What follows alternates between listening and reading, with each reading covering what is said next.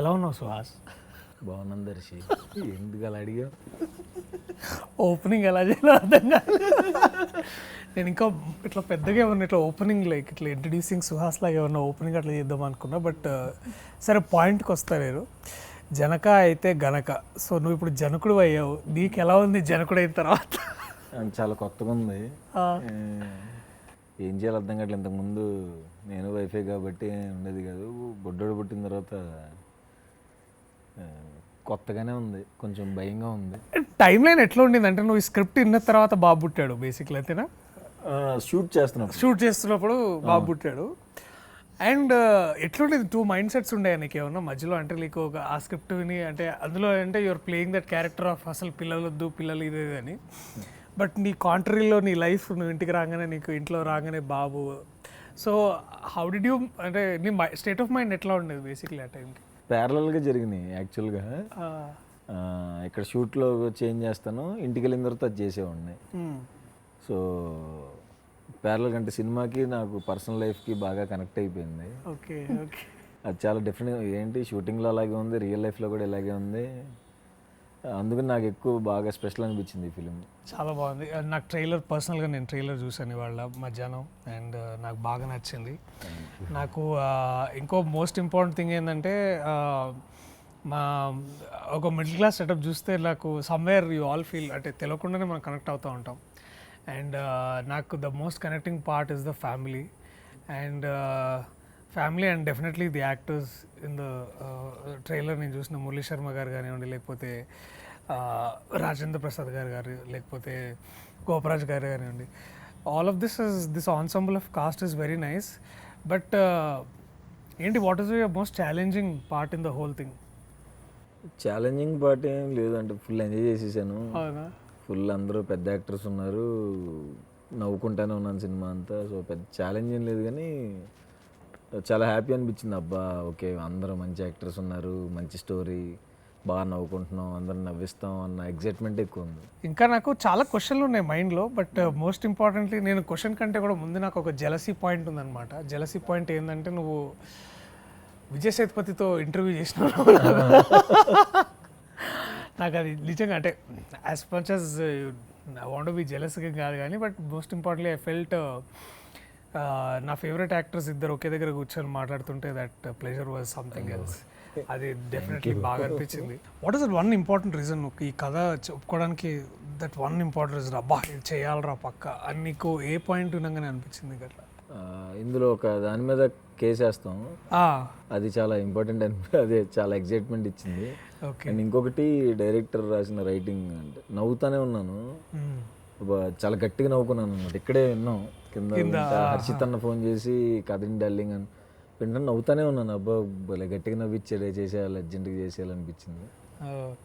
మంచి అంటే ఆ కేసు వేయటం అండ్ ఆ హ్యూమర్, ఫ్యామిలీ ఎమోషన్స్, వైఫ్తో కానీ ఫాదర్తో కానీ ఫ్రెండ్తో అని వెనెల్ కిషోర్ అన్నతో కానీ బాగా ఎంజాయ్ చేశాను. అండ్ ఇంకా అంటే what are the other reasons for you to be like very excited? Like అరే ఇట్లా మొత్తం సినిమా అంతా నవ్వుకున్నాను కాబట్టి, సో మొత్తం సినిమా అంతా ఎగ్జైట్మెంట్ ఇచ్చింది. అందుకే ఆ డేరింగ్ స్టెప్ కూడా వేసి ఆ పని చేశాను. అచ్చా, బై ద వే మీరందరికీ తెలియని కొత్త విషయం ఏంటంటే, దీంతో సార్ డిస్ట్రిబ్యూటర్ కూడా మారారు. అదేదో వాళ్ళ ఇంటి దగ్గర చుట్టుపక్కల కాదు, డైరెక్ట్ అమెరికాలోనే డిస్ట్రిబ్యూట్ చేస్తున్నారు. సో సుహాస్ ఇప్పుడు బ్యానర్ ఏమైనా పెట్టావా? Fan made films. అందరు ఇక్కడ క్లాప్స్ కొట్టండి, ఈయన క్లోజప్ వేయండి బేసికలీ. సో డిస్ట్రిబ్యూటర్గా మారావు అంటే, why did you want to like distribute the film? సినిమా చూసిన తర్వాత అనిపించింది, అంటే మనకు అనిపించింది మనం తీసుకుందాం, మనకి మైండ్లో చాలా ఉంటాయి. బట్ దిల్ రాజు సార్ని అడగాలంటే ఏం అడగాలి? నాకున్న మొహమాటానికి ఏమీ అడగలేము. అది కరెక్ట్గా వాటర్ కావాలని కూడా అడగలేము. ఎలా పరిస్థితి ఏంటి, ఎలా అడిగితే ఏమనుకుంటారు, ఏంటి ఎట్లా అనుకుంటారేమో అని భయపడుతూనే అడిగాను. సరే ఒకసారి ట్రై చేద్దాం కదా అని అడిగిన వెంటనే అవునా ఓకే చేస్తావాడు అని అయితే తీసుకొని ఇమీడియట్గా ఓకే థ్యాంక్ యూ సార్. చాలా చాలా ఈజీగా అయిపోయినట్టు ఈజీగా అయిపోయింది. అదే అందరూ అడుగుతున్నాను అంతే, ఎలా డీల్ చేసావు అని అడిగారు. జస్ట్ ఒకసారి సార్ ఇట్లా అనిపిస్తుంది నాకు, తీసుకుని ఇస్తారా అని అడిగితే ఇమీడియట్గా ఓకే అన్నారు. సో సూపర్ హ్యాపీ, వెయిటింగ్ ఆ జర్నీ ఎలా ఉంటుందని చూస్తున్నాం. బట్ నాకు అదే జర్నీ అన్నావు కాబట్టి నాకు ఇంకా బాగా గుర్తు. అంటే నాకు ఇంకా రిమెంబర్ లైక్ బిఫోర్ అంటే డబ్ స్మాష్ రోజుల్లో నువ్వు అది బాహుబలి ఇది అది చేసే చూడు కాలికే అది నిమ్డా కోస్తే అక్కడి నుంచి అంటే నాకు ద మోస్ట్ డిఫైనింగ్ మూమెంట్ ఏంటంటే తర్వాత నువ్వు ఆర్టిస్ట్ అదొక షార్ట్ కళాకారుడు అది. తర్వాత and other most defining moment నాకు గుర్తుండేది ఏంటంటే కలర్ ఫోటో ఆబ్వియస్లీ. అండ్ మళ్ళీ కలర్ ఫోటో నుంచి మళ్ళీ జనక అయితే గనక దాదాపు ఒక 10 years. నేనైతే చాలా క్లియర్ చేంజెస్ చూసిన అంటే యాజ్ అన్ యాక్టర్గా the rise of Suhas. But నీకు what are the essential changes that నీకేమనిపిస్తున్నాయి నీకు వ్యక్తిగతంగా? నాకేం అంటే చేంజెస్ ఏమో తెలియదు కానీ ఇప్పుడు రెమ్యునరేషన్ అని చెప్పకు తర్వాత. కాదు నాకు అడిగావు కాబట్టి నాకు ఆ జర్నీ గుర్తుకొచ్చి కొన్ని చెప్దాం అనుకుంటున్నా. మేమిద్దరం ఆయన పెళ్లి చూపులు షూటింగ్లో ఉన్నప్పుడు ఒక బబుల్ గమ్ యాడేనా మనం తేజ్ అన్నదానికి ఒక ఆడిషన్కి వచ్చాము. రైట్, ఇద్దరం కలిపి ఒక ఆడిషన్కి ఇచ్చాము క్యారెక్టర్కి. అప్పుడు మనిషి అది సెలెక్ట్ అయ్యాడు ఆ క్యారెక్టర్కి. అయితే ఒక సినిమా చేస్తున్నాను పెళ్లి చూపులు అని, నాకు దాని మీద చాలా నమ్మకం ఉంది. సో మళ్ళీ ఇప్పుడు దీనికి డేట్లు ఇచ్చి అది సినిమా చేస్తున్నాను కదా అని చెప్పి ఓకే ఓకే ఓకే అనుకున్నా. అప్పుడు సినిమా షార్ట్ ఫిల్మ్ ఆయన ఫేమస్ అయిపోయాడు తరుణ్ భాస్కర్. అండ్ తర్వాత వచ్చిన తర్వాత ఇంకా అసలు అందరికీ ఇన్స్పిరేషన్గా. నువ్వు ఆడిషన్ చేసావు కదా పెళ్లి చూపులు కూడా? పెళ్లి చూపులు గుర్తుంది నాకు, ఐ రిమెంబర్ టెలింగ్. మనం ఆ యాడ్ చేస్తున్నప్పుడు నువ్వు అన్నావు పెళ్లి చూపులు చేస్తున్నాను నాకు నమ్మకం ఉంది అని. బట్ అది ఎక్కడ దాకా మనందరికీ అదొక అంటే ప్రతి ఒక్క యాక్టర్కి ఒక డిఫైనింగ్ మూమెంట్ ఉంటుంది. నాకు అది ఐ థింక్ నీకు definitely colour photo of course అది దట్ ఈస్ సంథింగ్ అంటే ట్రూలీ అంటే ఫిలిం మోస్ట్ ఇంపార్టెంట్లీ దాంట్లో నాకేంటంటే the idea that you spoke about colour కానీ లేకపోతే ఇంకా చాలా విషయాలు ఉన్నాయి దాంట్లో మాట్లాడుకోవడానికి. But as we go back long days, long back auditions ఇచ్చుకుంటా, యూట్యూబ్లో వీడియోస్ చేసుకుంటా. But that is something which is more important. So film గురించి నాకు ఇంకా అంటే నువ్వు ఎంత చెప్పొచ్చో నాకు తెలీదు. బట్ నాకు ఇదే డిఆర్పిలో ఫస్ట్ నేను బలగంతో బయటకు వచ్చా, ఇప్పుడు సెకండ్ నువ్వు వస్తున్నావు. హర్షిత్ అన్న నాకు తెలిసి ఆ టైంలో హీ వాజ్ దట్ ఒక క్రియేటివ్ ఫోర్స్, మాకు ఇన్విజిబుల్ క్రియేటివ్ ఫోర్స్. అలాగే హన్షిత గారు కూడా.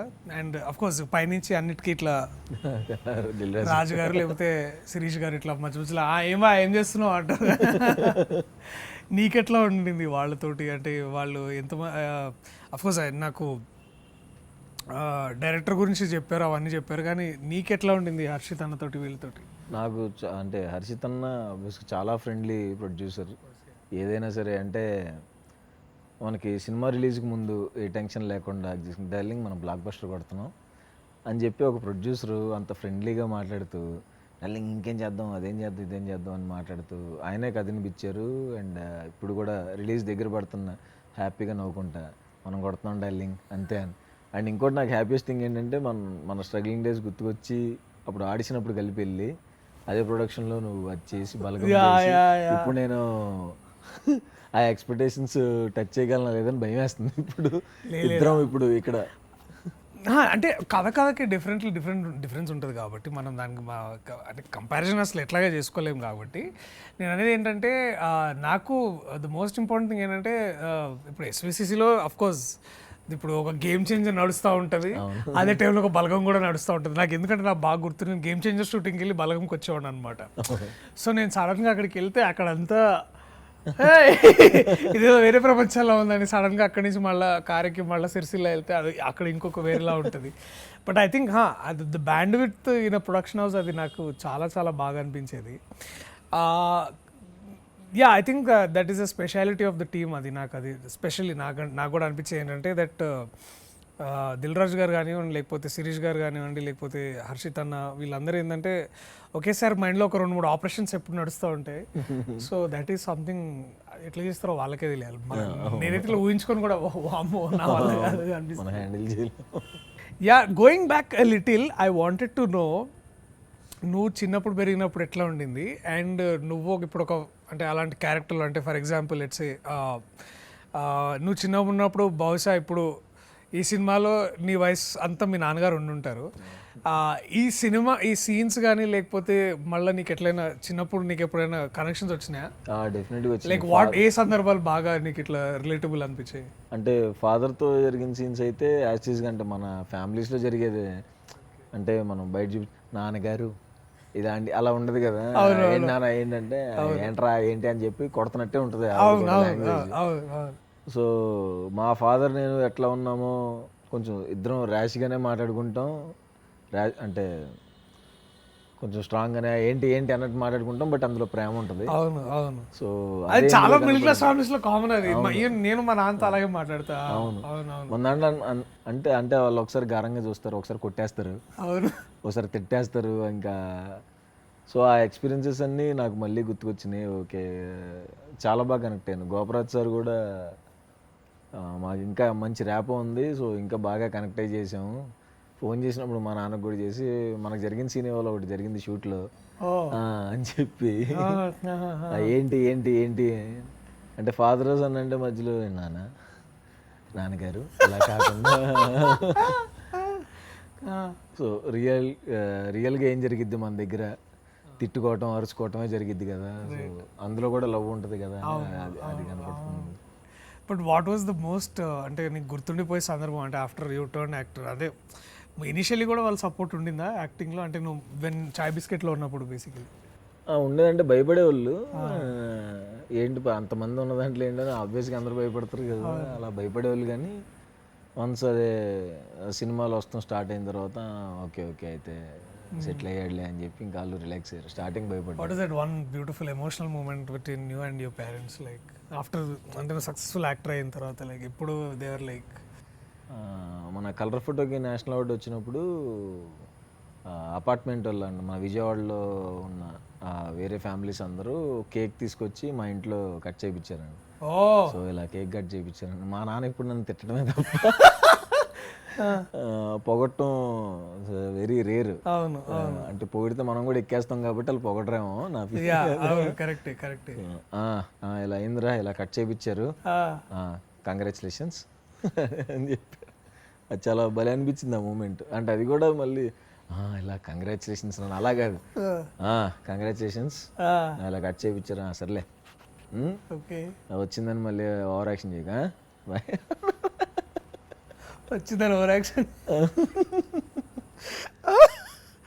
అది ట్రూలీ అది నాన్న అలాగే ఉంటుంది. నాకు కూడా అంటే రిమెంబర్ కోవిడ్లో ఆబ్వియస్లీ ఇంట్లో ఉన్నాం కదా, బాగా నేను పొట్టొచ్చింది. సరే ఇక నేను అప్పుడు మెయిల్ సినిమా షూటింగ్లో ఉండే. సో ఆ సినిమాలో ఏంటంటే వీడికి కొంచెం తాగుబోతు అది అని అట్లాంటి క్యారెక్టర్ ఉంది. సో నేను పెద్ద వర్కౌట్ చేయలే. ఇంకా సరేలే ఎలాగో ఊర్లో తాగుబోదంటే వాడు అందరికి ఫ్లాట్ స్టమక్ ఉండాలి అంటే ఇట్లాగే బయటకు ఉంటుందని నేను అలాగే ఇంకా ఎక్కువ తిని ఇంకా క్యారెక్టర్గా చేసేవాడు అనమాట. సో షూటింగ్ ఇంటికి వస్తే ఏం యాక్టర్ ఏంటో వాడు చూడు ఆ పొట్టేసుకొని ఎలా తిరుగుతున్నాడు వాడు, తగ్గి కొంచెం తగ్గి అని. అది భలే అంటే మనల్ని బయట ఎవరు ట్రోల్ చేయాల్సిన అవసరం లేదు. ఇంకెవరు బయట ట్రోల్ చేసినా కూడా మనకి ఆ బొక్కలే మా ఇంట్లోకి రాను చూపిస్తాం.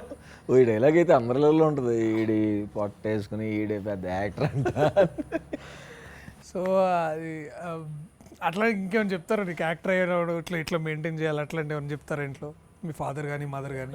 అంటే అదే నువ్వు అంటే జిమ్కి వెళ్ళి ఇలా నువ్వు బాడీ అంటే నాన్న నేను ఇప్పుడు బాడీ పెంచి నా పర్సనాలిటీకి ఏమైనా సెట్ అవుతుందా, తగ్గట్టు దానికి ఉన్న దాంట్లో చేసుకుంటాం తప్ప ఇప్పుడు నేను పెంచినా సరే నా పర్సనాలిటీకి ఏం కనపడిద్ది సరేలే కనీసం పొద్దున్నే వాకింగ్కి వెళ్ళటం అలాంటివి చెయ్యి అంటారు.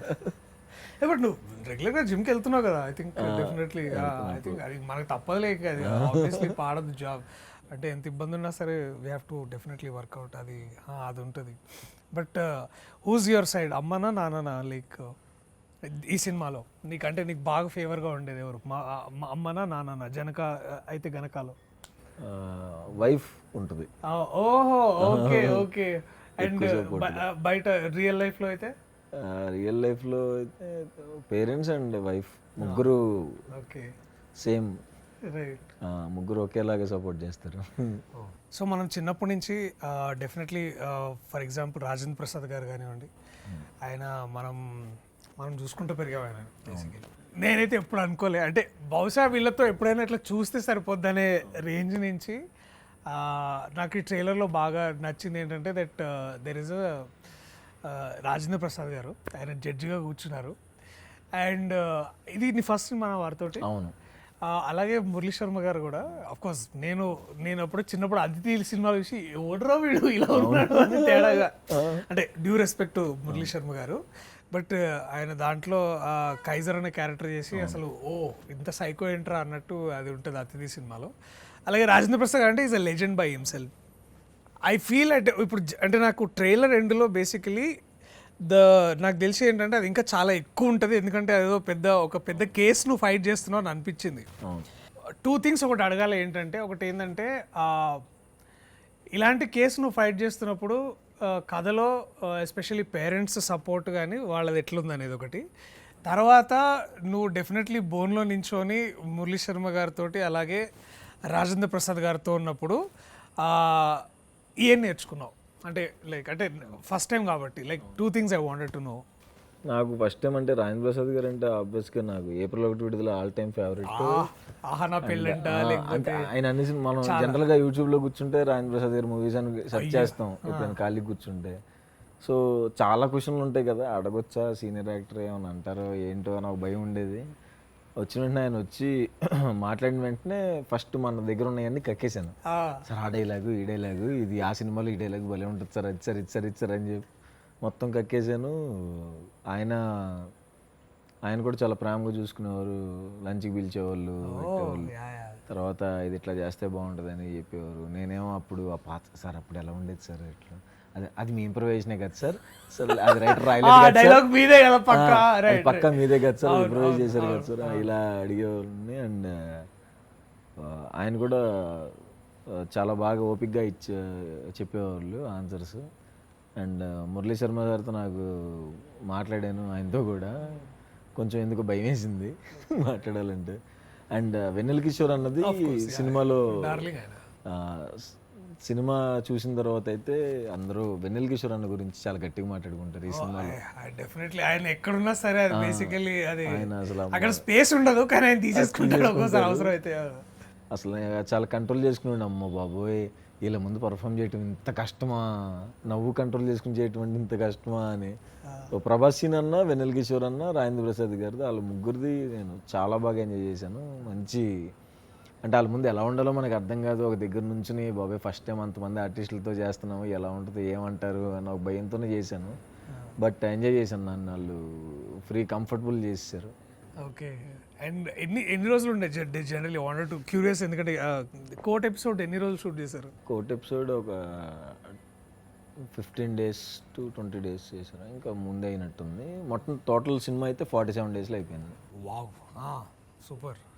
47 daysలో అయిపోయింది. అండ్ ఫుల్ ఎంజాయ్ చేశాను. ఫస్ట్ టైం అంతమంది పెద్ద ఆర్టిస్టులు అండ్ దిల్రాజ్ సార్తో అండ్ కొంచెం బడ్జెట్ పెట్టారు దీనికి. సో అన్ని రకాలుగా ఎగ్జైట్మెంట్ ఉంది.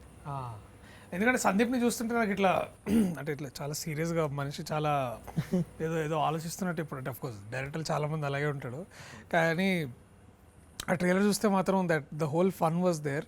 బట్ అంటే సందీప్ ఈ పాయింట్ చెప్పినప్పుడు నీకు చేయాలని గట్టిగా అనిపించింది అంటే because it's a very entertaining film అది అని.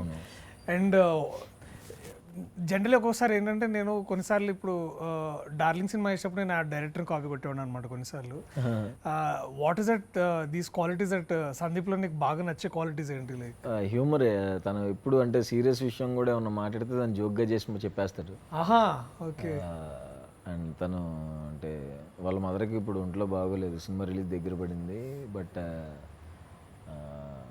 కొంచెం అవి కూడా ఫేస్ చేస్తూ ఆయన సినిమా పనుల మీద ఉంటూ అయినా జోకులు వేస్తాడు. సో ఎప్పుడు అంటే ఏ టాపిక్ అయినా అది జోక్గానే మాట్లాడతాడు. అండ్ నేను కూడా చెప్పినట్టు సేమ్ డైరెక్టర్ని కాపీ కొట్టాను.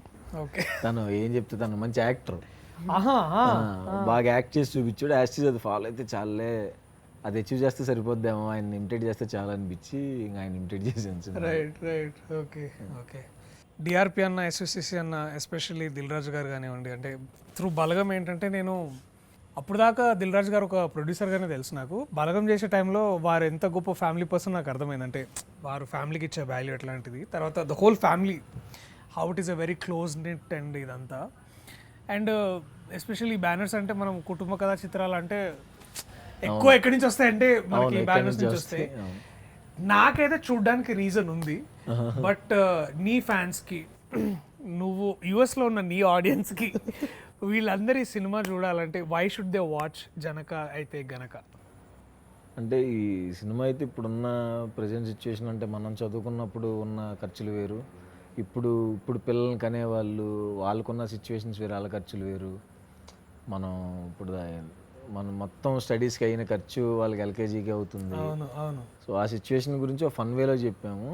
అండ్ ఎందుకు చూడాలి అంటే ఖచ్చితంగా వస్తే ఆ 2 గంటలు నవ్వుతూనే ఉంటారు, నవ్వి నవ్వి నవ్వి నవ్వి నవ్వి వెళ్తారు, తిట్టుకోరు ఎవరు, చక్కగా నవ్వుకుంటారు, నవ్విచ్చారురా బాబు అని సినిమా చూసిన తర్వాత డైరెక్టర్ గురించి మాట్లాడుకుంటారు, బాగా భలే నవ్విచ్చాడు ఆ డైరెక్టర్ ఎవరు అని. వెరీ హ్యాపీ సుహాస్, నువ్వు కిలో వర్క్ చేస్తున్నావు. Very looking forward to Janaka Aithe గనక. అండ్ నీకు మీ టీం అందరికీ ఒక సూపర్ డూపర్ బ్లాక్ బస్టర్ రావాలి. నువ్వు కూడా ఈ సినిమాతో ఒక 100 crores కొట్టాలని నేనైతే అబ్సల్యూట్లీ, సరే ఓకే బై 120 crores కొట్టాలని. నేను అసలు షూటింగ్ నుంచి వచ్చి మళ్ళీ పొద్దున్న షూటింగ్ ఉండి వచ్చినందుకు థ్యాంక్స్. ఊరుకో, ఫ్రెండ్స్కి మాత్రం చేయొచ్చు. So all the very best మామా. Thank you. Do very well, do fantastic and all the very best. Looking forward. నాకు మాత్రం ఫ్రీగానే టికెట్ అయ్యే బాబు.